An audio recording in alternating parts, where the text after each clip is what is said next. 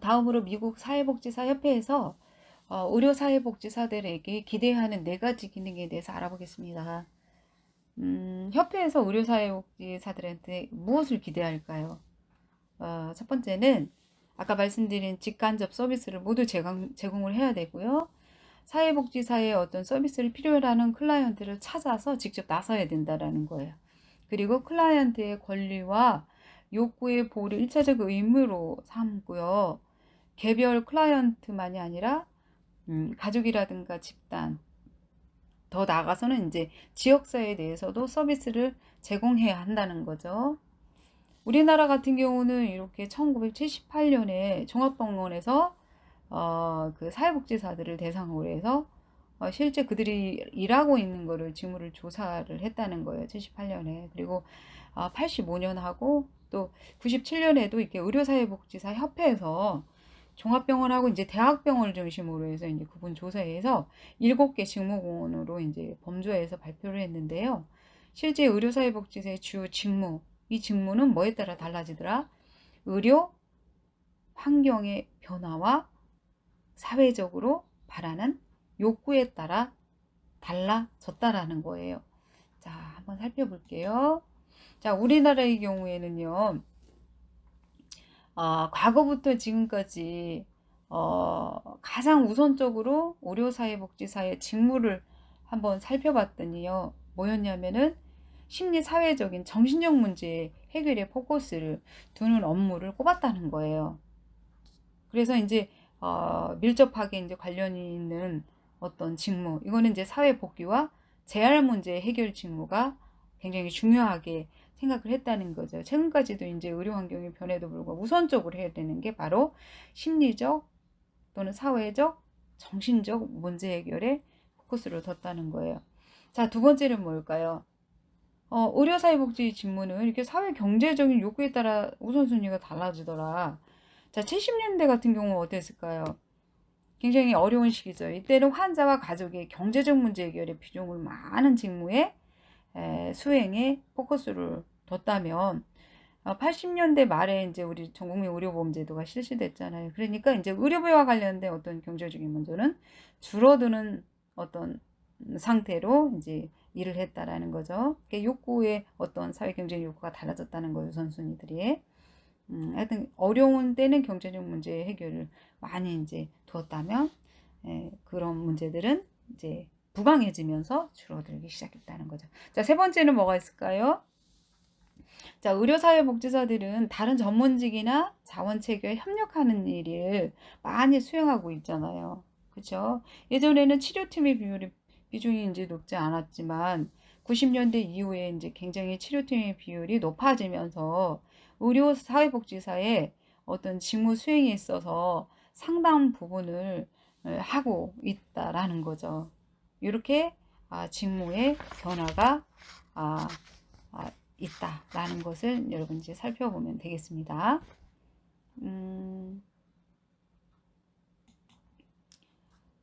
그리고 이 앞서서 어떤 우리 그 의료 서비스 영역에 따른 실천 역할인데요. 자, 이 앞서서 저희가 55쪽에 어떤 그 의료사회복지 실천의 기능과 역할을 잠시 살펴보면 좋을 것 같아요.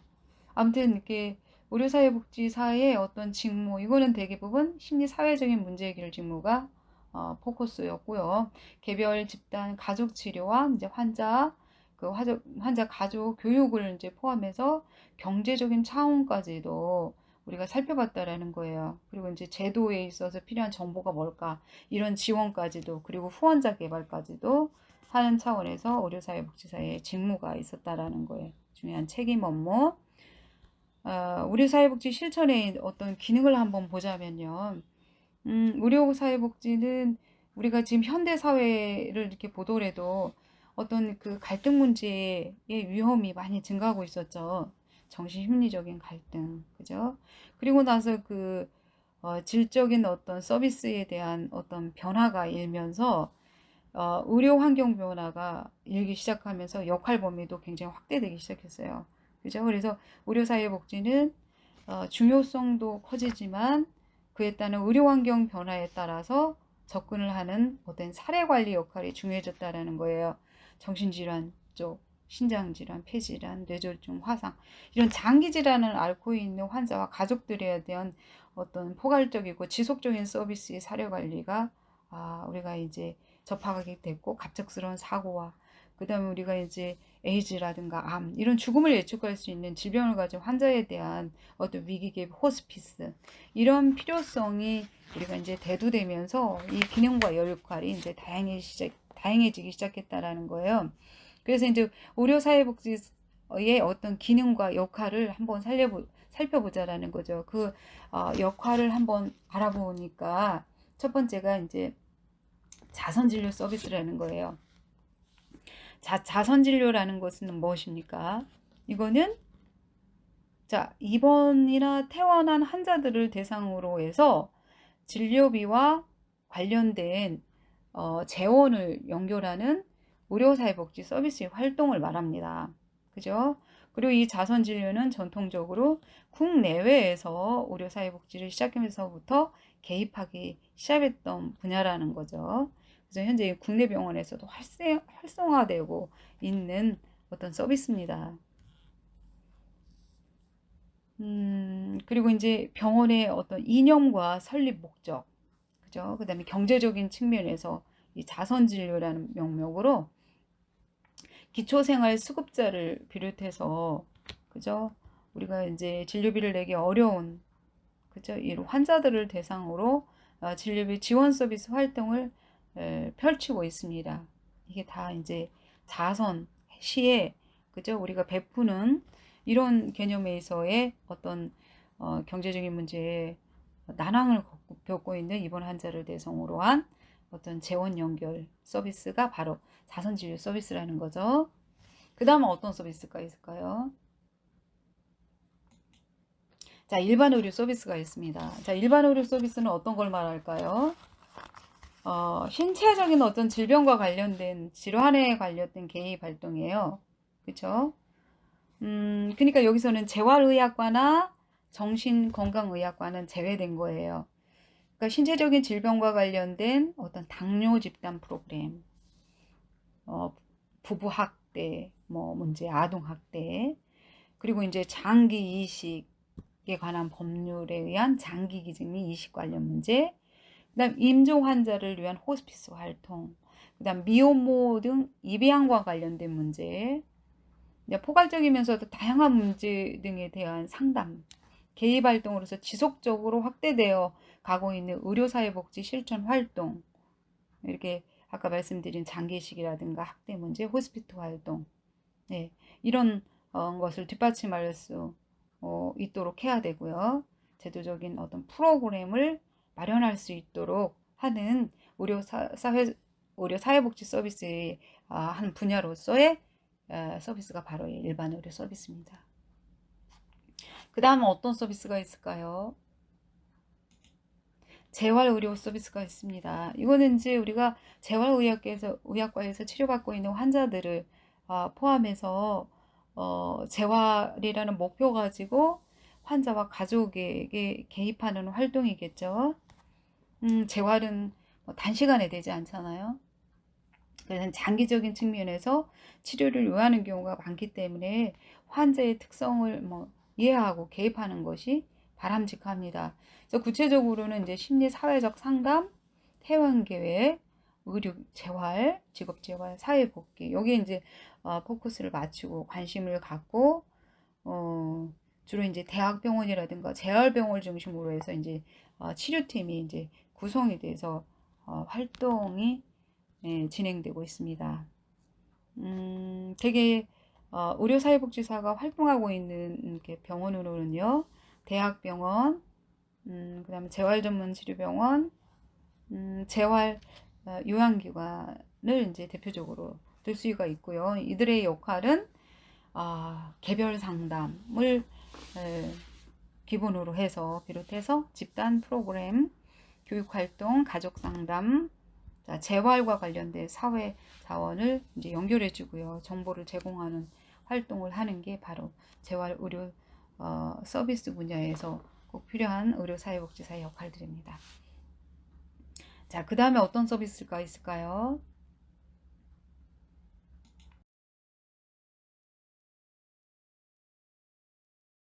다음으로 정신의료 서비스에 대해서 알아보면요. 정신의료 서비스는 의료사회복지사가 정신의학적인 문제를 가지고 있는 환자를 위해서 접근을 하되 개별적으로 상담을 하거나 집단 프로그램을 운영 관리하고 더 나아가서는 가족 상담과 정신의료팀 활동을 펼치면서 대학병원의 어떤 정신과라든가 그 정신과 전문병원, 치매나 그 알코올 중독 치료 전문병원, 정신요양시설, 정신보건센터 등에서 주로 일을 하고 있습니다. 이렇게 정신의학적 문제를 안고 있는 환자들은 재발률이 굉장히 높기 때문에 그를 위해서 이제 장기적인 부분을 우리가 고려해야 된다라는 거죠. 이 주요 질환들을 보면은 우울증이라든가 인격장애, 알코올 중독, 그 다음에 약물 장애 또는 치매라든가 정신지체, 정신분열병, 분열증 이런 질환들 위주로 많이 이제 접근을 하면 될 것 같고요. 이렇게 의료사회복지사는 과거에는 주로 정신의료 분야만을 전담해서 활동하는 것이 대부분이었지만 요즘은 이렇게 다른 업무를 겸해서 활동하는 경우가 많이 늘어나고 있는 실태입니다. 다음으로 지역사회 공공의료 서비스에 대해서 이제 살펴보면요. 다음과 같습니다.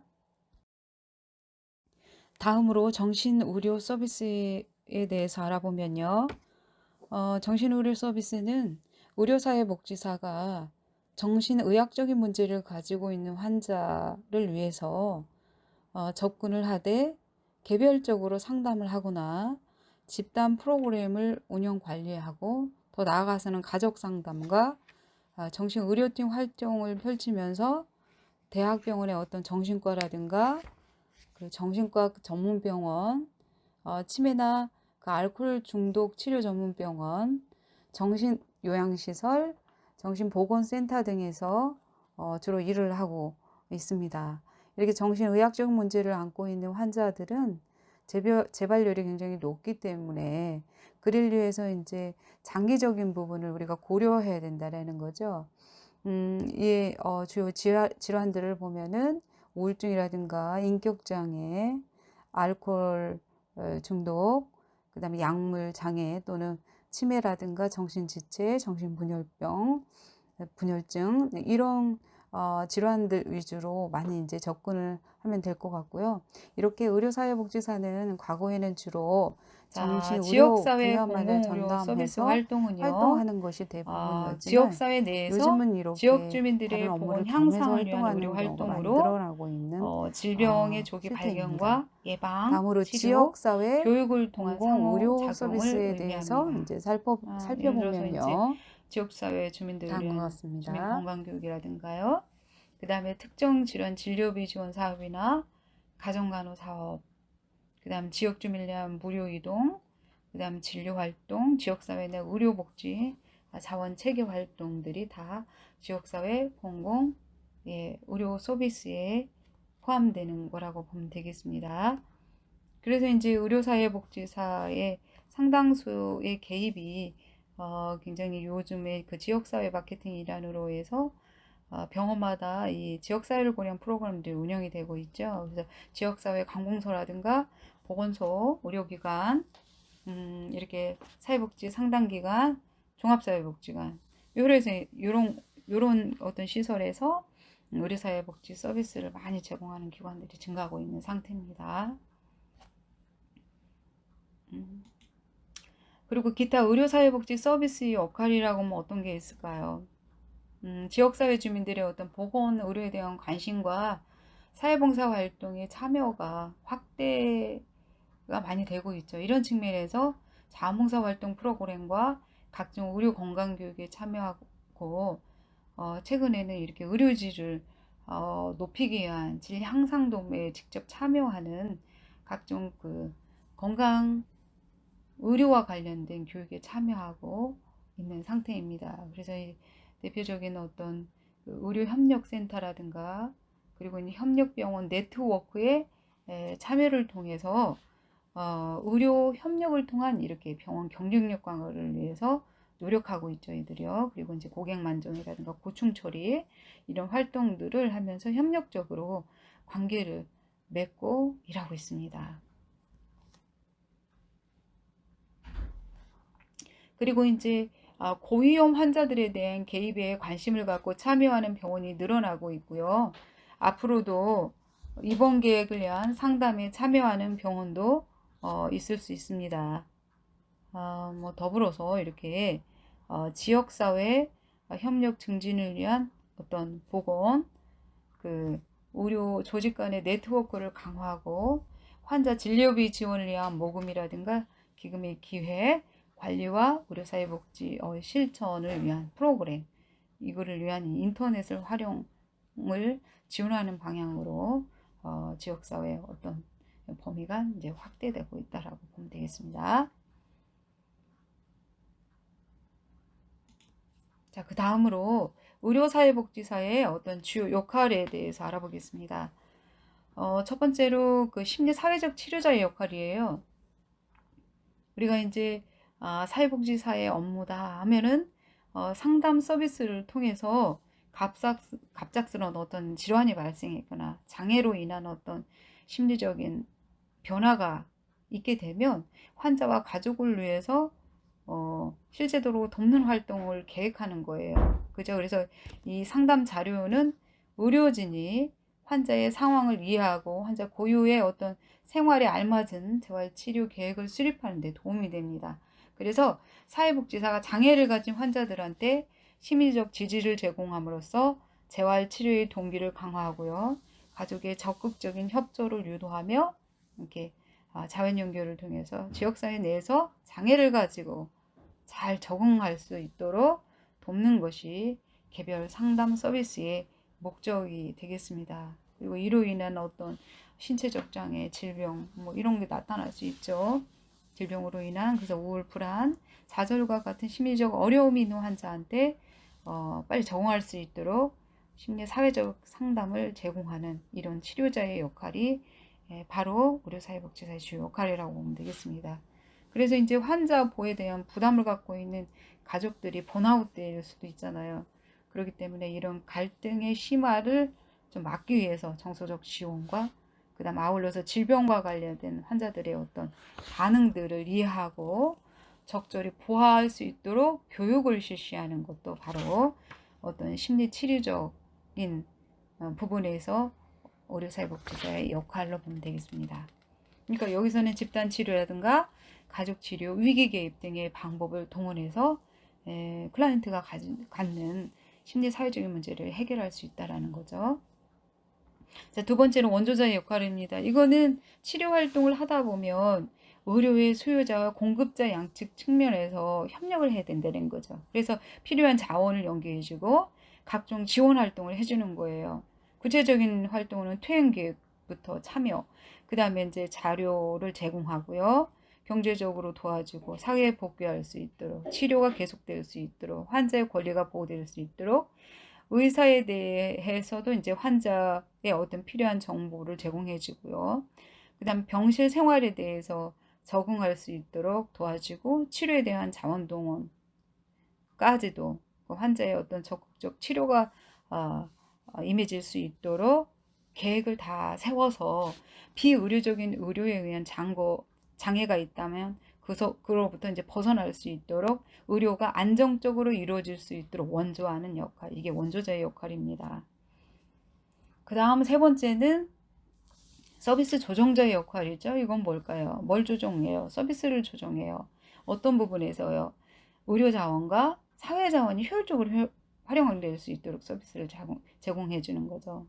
그래서 이제 구체적으로 병원 직원에 대한 사회복지 사례 자문이라든가 병원에 대한 지역사회의 자원체계 관리, 그다음에 지역사회 보건계획 수립에 참여를 하고 병원 시설의 편의와 융통성 검토, 그리고 이제 타 전문직 간의 조정자 기능으로 이렇게 치료가 원활해질 수 있도록 병원 운영이 잘 돌아갈 수 있도록 도와주는 역할이 바로 서비스 조정자의 역할입니다.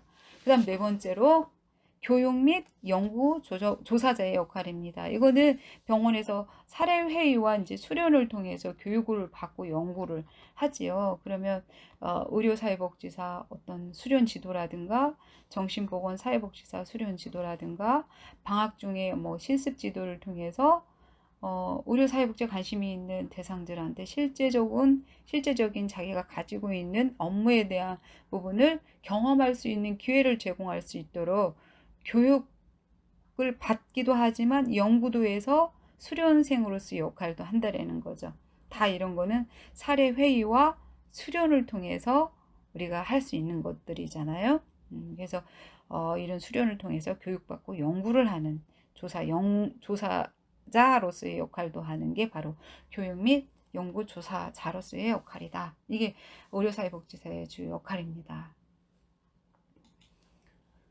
그 다음으로 팀 접근에 대한 이해입니다. 팀 접근하고 관련된 이해로서 첫 번째가 협력 관계를 실천하기 위해서 이제 거치는 과정인데요. 첫 번째가 역할 분리입니다. 이 역할 분리라는 건 뭐냐면요. 각 전문가들이 경직된 상태로 각자의 역할과 기능에 경쟁심을 갖고 접근을 한다라는 거예요.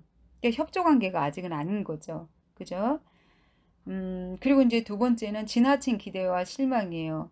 자, 이거는 각 전문가들이 이때는 협력을 좀 할 필요성을 느끼면서 팀의 목적을 달성하기가 얼마나 어려운지를 느끼는 과정입니다. 이 과정에서 서로 답을 구하려고 하면서 서로에게 역할을 미루려는 경향이 이루어져서 서로 멀어지는, 아직은 좀 기대감에서 이제 실망을 하는 이런 상태가 바로 두 번째 단계고요. 그리고 이제 세 번째가 현실적인 평가입니다. 이제 각각의 전문가들이 이렇게 팀의 어떤 목적을 달성하기 위해서 공통된 어떤 팀의 목적을 달성하기 위해서 서로에게 기대를 하게 되는 어떤 과정이에요. 그러면서 이제 실질적인 평가를 하는 거죠. 각 영역에서 다른 쪽의 어떤 공유된 목표를 달성하기 위해서 어떻게 기여할 수 있는지 알아가게 되면서 내가 이 정도의 위치구나라고 현실적인 평가를 내가 이제 알고 깨우치는 순간들입니다. 그래서 이때는 전무직 간의 어떤 유연한 경계와 기본적인 신뢰감을 이제 우리가 형성되려고 하는 시기입니다. 그 다음 이제 그러면서 어떻게 되겠어요? 네 번째는 이런 협력의 과정에서 서로 이렇게 다르다는 것을 인식하고 이야기함으로써 만족할 만한 이제 수능이 이루어질 수 있도록 적응이 이루어질 수 있도록 하는 과정이에요. 그래서 전문가들이 서로 편하게 일을 할 수 있는 과정이 되겠습니다. 그래서 협동 관계로서의 발전이 더욱 명확해지고요. 각 전문가들의 이제 설명이 서로 보완하고 만족스러운 적응이 이루어지는 단계입니다.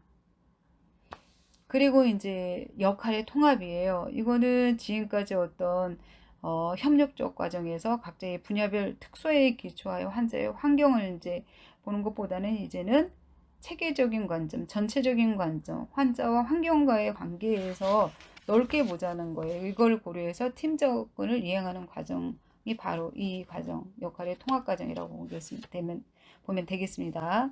그래서 이제 환자에게 적절한 높은 질의 치료 서비스를 이루려고 하고요. 이 전문가들은 각각의 가진 자기의 달란트, 그 전문직의 어떤 가치, 철학, 교육, 지식 이런 걸 서로 수용하고 존중하고 이해하는 능력을 갖는 이런 과정입니다. 이렇게 해서 협력을 우리가 하게 됨으로써 의료가 이제 행해지게 되는 거죠.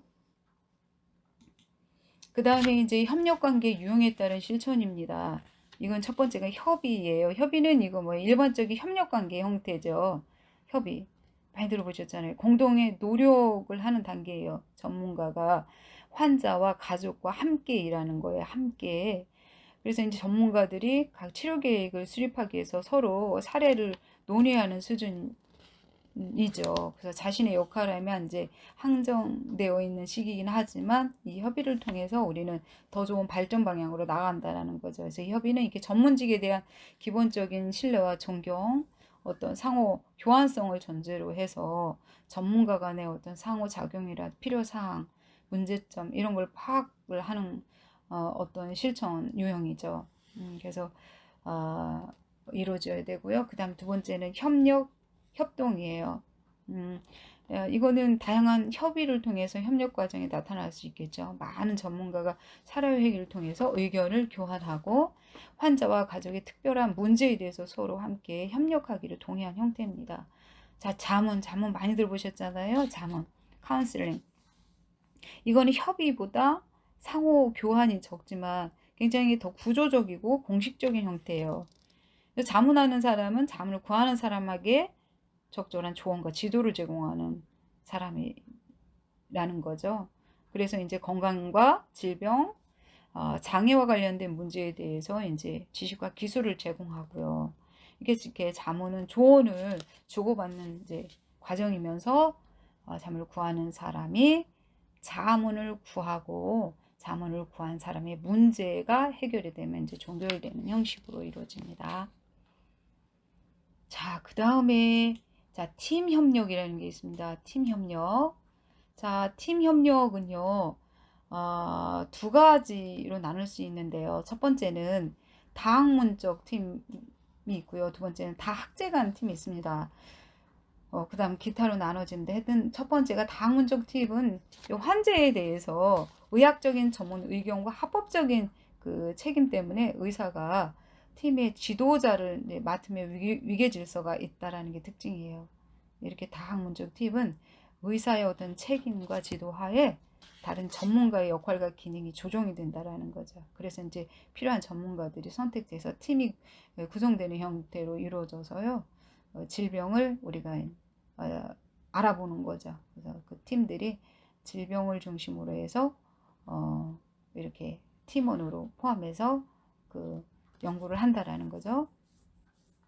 그 다음에 다학제간 팀이 있습니다. 이거는 굉장히 스킬들이 다 다른 전문가들이 모이잖아요. 그러면 이 전문가가 그 문제를 하나로 보고 그 같은 문제를 해결하기 위해서 서로 그들이 가진 지식과 기술을 바탕으로 해서 문제 해결을 하는 그런 과정을 다학제간 팀이라고 합니다. 기타로 보면 단일 학문팀이라고 하는데 이것은 이제 각자가 모두 같은 기술을 사용하는 전문가 팀을 말합니다. 그리고 팀워크를 방해하는 요인이 있습니다. 어떤 것들이 방해할까요? 첫 번째가 목표가 불명확하거나 모든 팀원이 동의하지 않거나 그들 사이에 우선순위가 틀릴 때 팀워크를 방해하는 요인이 나타나게 됩니다. 두 번째는 역할 관련 사항이에요. 이거 역할 기대가 불명확한 거예요. 그래서 모호하고 누가 무엇을 해야 할지 명확지 않을 때 팀워크를 방해하는 요인이 나타납니다. 자, 세 번째는 역기능적인 의사결정이에요. 팀 내에서 합의가 이루어지지 않은 의사결정을 이렇게 실현하는 데 있어 팀워크를 저해하는 요인이기 때문에 이렇게 팀워크를 방해할 수도 있다라는 거죠. 그리고 상호 인간관계 문제점. 우리 팀 내에서는 전문가들이 다 직관이 다르잖아요. 차이도 있고요.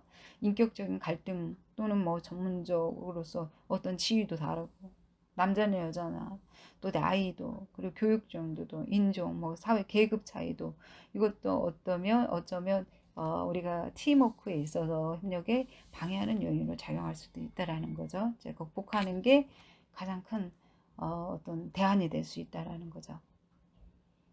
그 다음 이제 마지막으로 여기 이제 쓰진 않았지만 의료의 질과 의료사회복지 서비스의 이제 질에 대해서 이제 살펴보자면요. 의료의 질이라는 거는 굉장히 역동적이기 때문에 지식이나 가치, 자원들이 변화함으로써 함께 의료질도 변화한다는 거예요. 그죠? 그래서 여러 가지 요인, 생물학적 요인, 경제적인, 사회적인, 문화적인 요인, 이런 여러 가지 상호 관련된 어떤 요인들과 관련돼서 의료는 이제 변화하고 있다. 이것은 의사와 환자의 행태, 관계와 얽혀 있기 때문에 어려움이 많다라는 거예요. 양질의 구성 요소로서 의료 사회복지 또는 그 서비스 질하고 관련돼서 메이어스는 첫 번째로 그 개인적인 접근성, 서비스의 포괄성, 서비스 양의 충분 정도 등을 의미하는 접근 용이성을 들었고요. 두 번째는 전문가적인 능력과 개인적 수용성, 적절성, 의료의 질을 들었습니다. 세 번째는 인간 중심형 의료가, 그리고 서비스의 조화, 그리고 계속되는 지속성.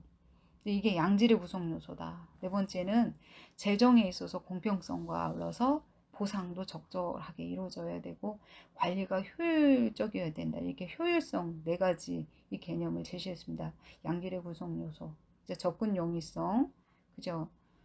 그다음 두 번째는 의료의 질, 세 번째는 지속성, 네 번째는 효율성과 관련된 개념을 제시했다라는 것을 보시면 더 좋을 것 같습니다. 그리고 이렇게 의료사회복지 서비스의 질이라는 것은 의료사회복지 조직을 통해서 제공하는 서비스의 질이라, 이것은 산출뿐 아니라 서비스를 산출하는 과정과 서비스의 결과까지 포괄적으로 포함하는 것이 굉장히 중요하다고 봤죠. 그걸 이제 마지막으로 살펴보면요. 의료 사회복지 서비스를 제공하기 위해서는 그 시설과 인력과 장비 등의 여건을 갖추는 거, 이게 중요하다라는 거죠.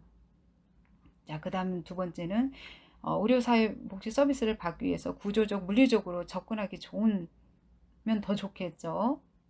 그다음 이제 세 번째는 의료사회복지 서비스 제공에 있어서 지식이나 기술을 어느 정도 갖추고 있는지, 그리고 클라이언트의 욕구에 부응하기 위해서 얼마만큼 스킬과 기술을 활용할 수 있는지, 그리고 제공하는 어떤 그 서비스가 객관적인지 과학적인지 전문가 단체이나 인준된 것인지, 그러니까 표준 업무에 어느 정도 부합되는지, 그리고 이제 사회복지사의 능력에 대한 신뢰와